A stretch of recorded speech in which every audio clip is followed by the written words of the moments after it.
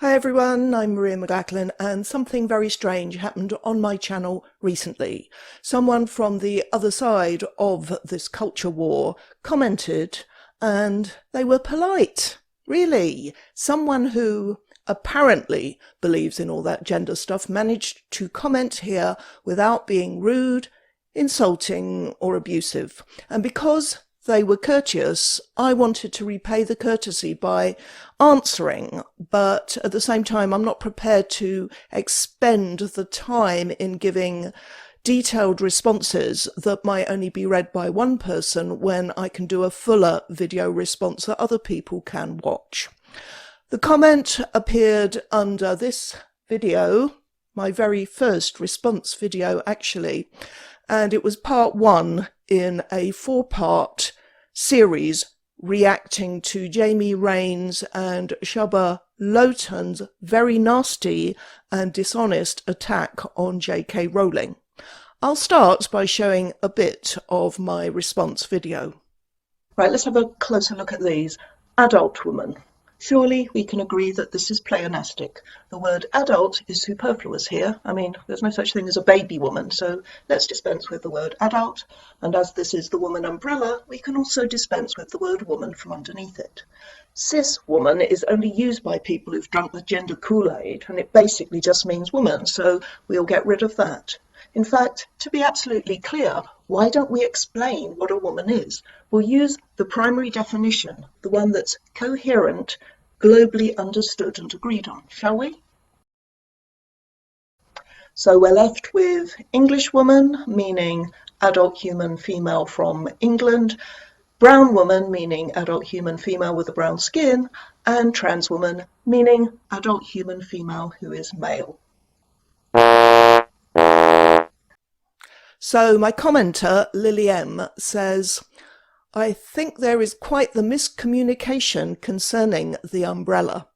I believe that Jamie and Shubha were talking about the gender identity, which according to the Oxford Dictionary concerns social and cultural differences rather than differences in biology, while Maria seems to be concerned with biological sex.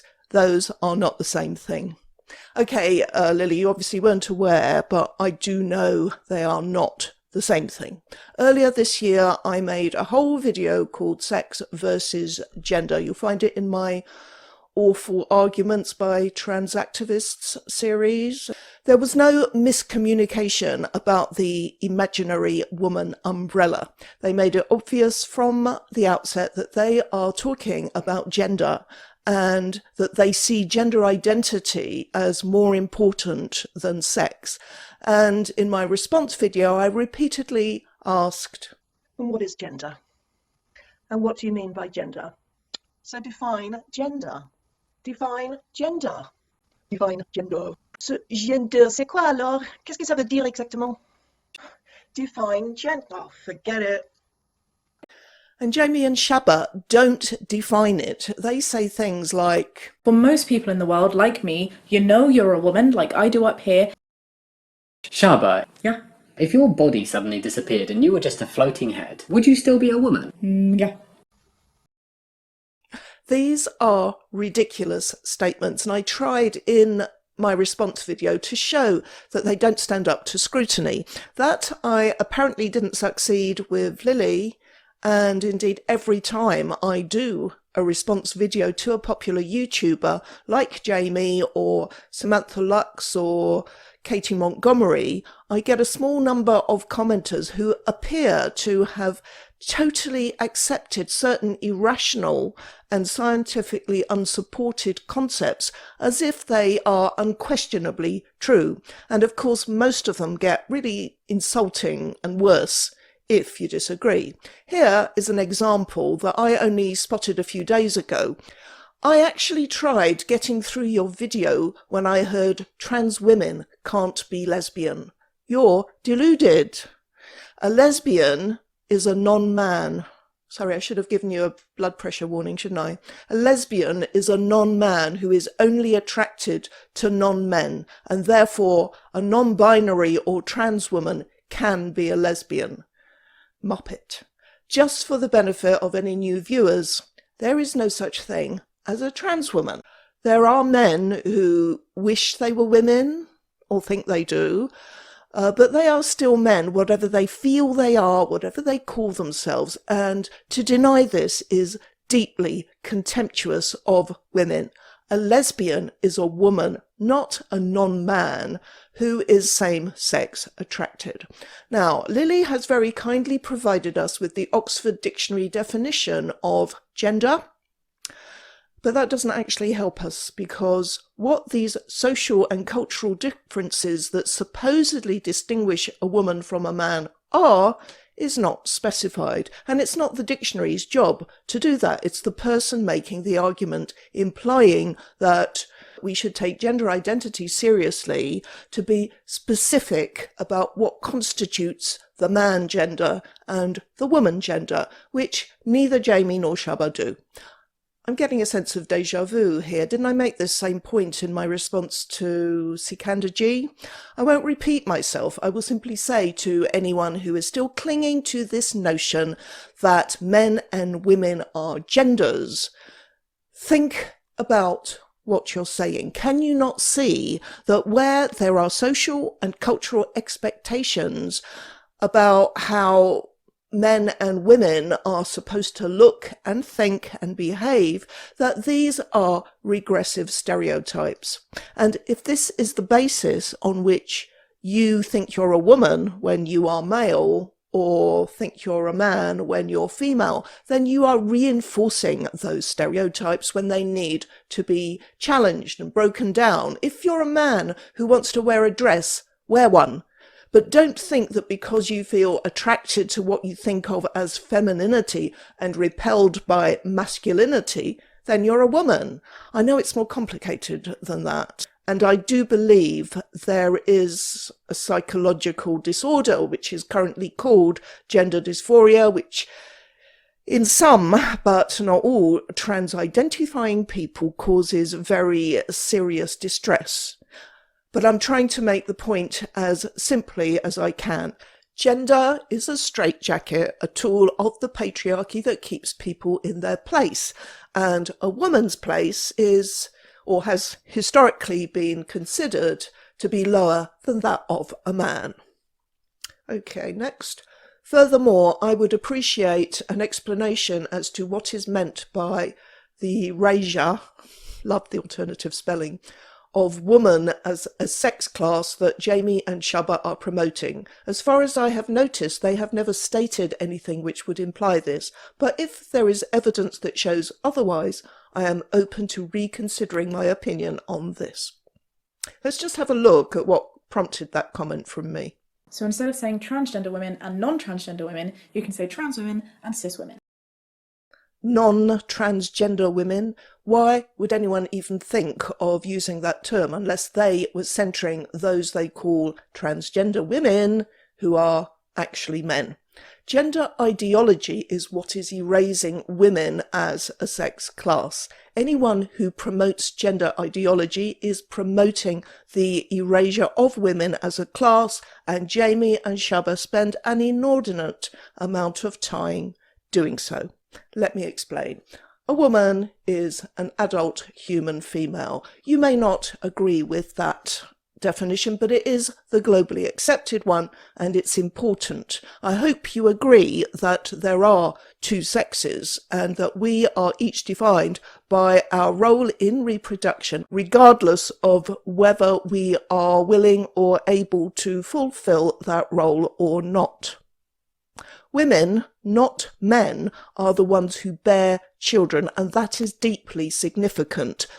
It is the reason why historically women have been forced to become the property of men and dependent on them. In this country, only in the last century did women win the right to vote, and for married women to own property in her own name and open bank accounts without a father or husband's permission. Only in my lifetime has there been legislation introduced to prohibit discrimination on the grounds of sex and marital status. When we use the word class, we are talking about a political category. Some feminists prefer to use the word caste, but whatever word we use, we are referring to a system, ways of living in the world in which one sex class, men, have historically held power over and dominated the other sex class, women. If you redefine the word woman to include men on the basis of their feelings, then you are leaving us without a word for adult females. And by the way, plenty of men claim not only to be women, but also female. In redefining these words so that they no longer refer to our biological function, but are reduced instead to a social role that nobody living in a modern liberal democracy dares to go into specifics about. And when you claim it's an identity that a man can adopt just by saying he's a woman and that he should be accepted as one in all or most circumstances, and when we are called pregnant people and people with cervixes or whatever, you are not in any way lessening that domination over women. On the contrary, you are adding to women's oppression. You are introducing new elements to it. Women and girls have needs that are distinct from those of men, and according to gender ideologues, we are not allowed to have boundaries as females anymore, even though our dignity, our mental and emotional well-being, not to mention our physical safety, may depend on it. If we try to assert our boundaries rather than pander to the feelings of men who claim to be women, we are called bigots and transphobes by Jamie and Shaba and many other trans activists. On my website at peaktrans.org, I have a page called Erasure with a long list of examples that personally convinced me when I launched the site 4 years ago. I just took another look at it and see no reason to change it. I'll link below. Right. By definition, a cis woman is someone who was assigned the female sex at birth. Yes, I was assigned female at birth. I was also assigned white. I was assigned big. I was over 9 pounds at birth. Legend in my family. I was assigned bald. Thankfully, that didn't last. I was assigned heterosexual. I was assigned a Londoner. What else was I assigned? Oh yes, I was assigned young Lily. In fact, when I was only a few seconds old, I was assigned as being only a few seconds old. Can I make it any clearer how absolutely ridiculous this notion that we are assigned anything at birth is? Lily, you know, I know, everybody knows that sex is not assigned at any stage. These days, it can be detected months before birth, and in all but a few vanishingly rare cases, it is absolutely apparent within a second of being born.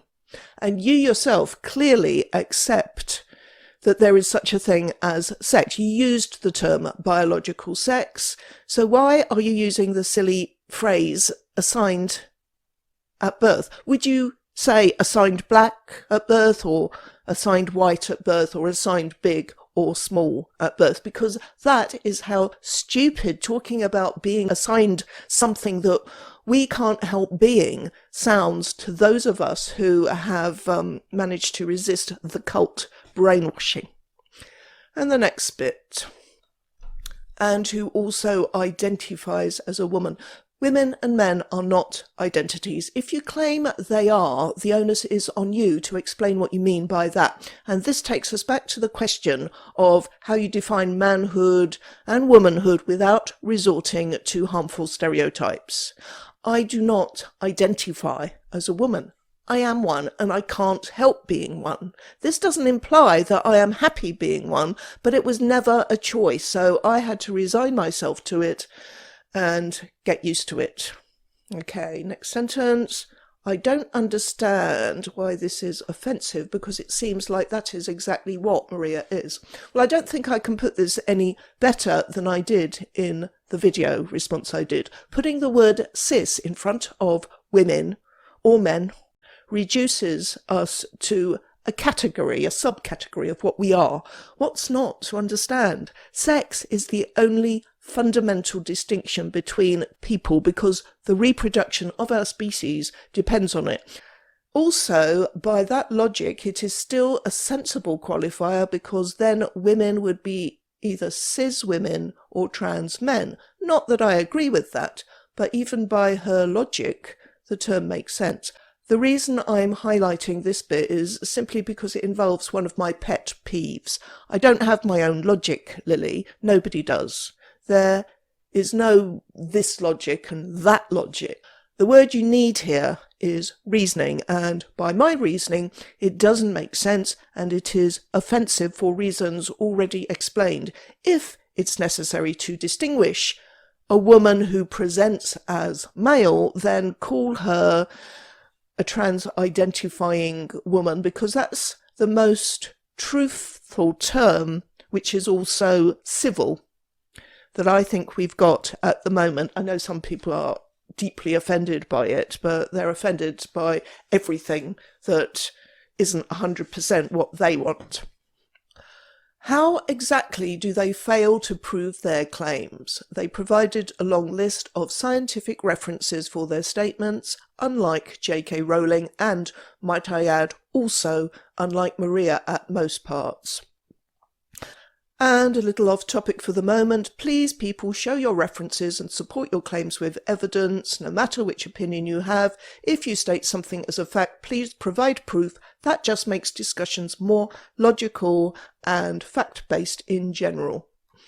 Okay, just while I'm on the subject of my pet peeve, and I'm sorry if I come across as pedantic or patronising, but the word logic refers to a set of principles of validity. Providing evidence for a claim might make a discussion more fact-based, but it won't necessarily make it more logical, or rather rational. Even when based on facts, arguments can still be illogical or invalid is the word used. For example, I might say, all dogs eat meat.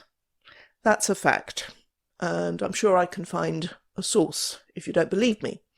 And the same goes for my claim that all cats eat meat. So I argue, dogs eat meat, cats eat meat, therefore dogs are cats. Even though the two premises are true, are facts, the argument I am making is illogical. It doesn't adhere to the principles of validity. Now, Lily makes 3 separate claims in reverse order. I don't provide scientific references for my claims. In fact, if I make a claim that needs a scientific reference, I provide it. I also provide links to any other sources I use if they are available online. In this particular video, I don't think I make any claims that require me to provide sources over and above what I show in the actual video. And that is true of every video I make, but if anyone disagrees, they can always challenge me on it.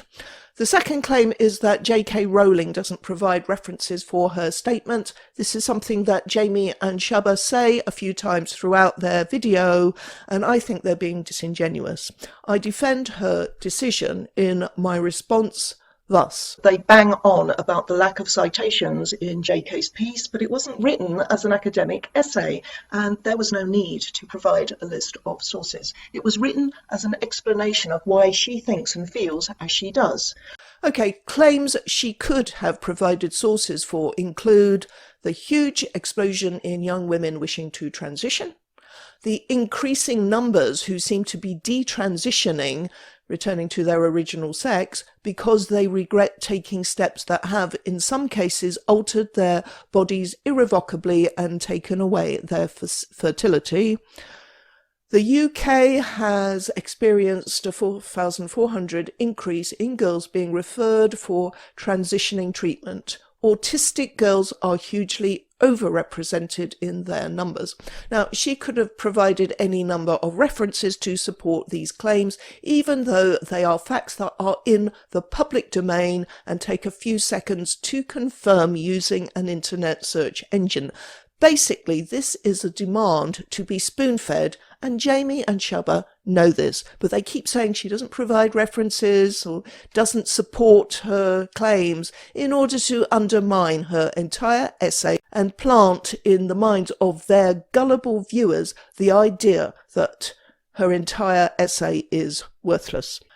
And the remaining claim is that they provide a long list of scientific references for their statements. Yes, they did provide a list of references, but do those references actually prove their claims? Have you actually examined those references? Given that all of the links they provide that actually qualify as scientific references, because not all of them do, some of them are just articles, but the ones that are scientific papers are paywalled, and you won't be able to see them unless you can access them through your institution, or you're prepared to pay out a subscription or a one-off download. Fortunately, I am able to access those papers. If you were to watch part 3 of my response to this particular video, you will see that I go into some detail showing that the reference they use to back up their claim that the detransition rate is only 0.5% does no such thing. Jamie does what I've seen other dishonest transactivists do. Samantha Lux, for example, whom I've also exposed for his dishonesty. They post references in the full knowledge that they're not going to be examined closely, if at all. I did another response to Jamie called something like, was it Jammidodger on lesbian erasure, where I show Jamie doing the exact same thing.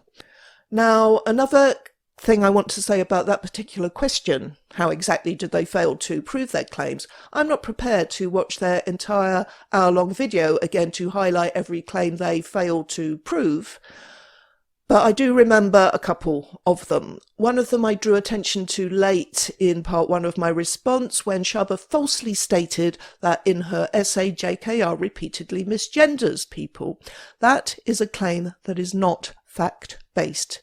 It's otherwise known as a lie. She only once uses a pronoun about a trans-identifying person in her essay, and she uses that person's preferred pronoun. In part 2 of my response, I recall pointing out a number of demonstrable falsehoods about Maya Forstater, including that Maya was trying to get transphobia legally protected and JK was supporting her. What Jamie was referring to, of course, was Maya's attempt to get beliefs that are indeed based on facts, on biological truths, protected in law. It was an attempt that ultimately succeeded. You cannot now be fired for expressing the view that people can't change sex. That is what Jamie calls transphobia, and it's not something either of them support with any kind of reasoning. It's truth by stipulation. They say it, so it must be true. Okay, the last bit of Lily's comment. I have tried my best to not let my personal emotion influence this comment, for I do believe in calm, logical discussions, which is why I have not continued watching the video so far. I feel it beginning to cloud my rational judgment. I'm not quite sure what you mean by that, Lily, but if you mean you found what I said upsetting because you like what Jamie says and I disagree, then I understand that, and I hope you would understand why I find what Jamie says about JK Rowling, about Maya Forstater, and about Magdalene Burns, all three of whom are feminist legends, upsetting too.